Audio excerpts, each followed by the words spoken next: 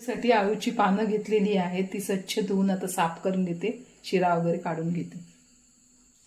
पानं साफ करून झालेली आहेत। आता बॅटर तयार करून घेते। 1 वाटी बेसन, चिमूटभर हळद, अर्धा चमचा धणे पावडर, 2 चमच तांदळाचं पीठ, चिमूटभर हिंग, 1 छोटा चमचा ओवा, 2 चमच तीळ, 1 चमच मिरची पावडर, 2 चमच गूळ, 2 चमच चिंचेचं पाणी, चवीनुसार मीठ।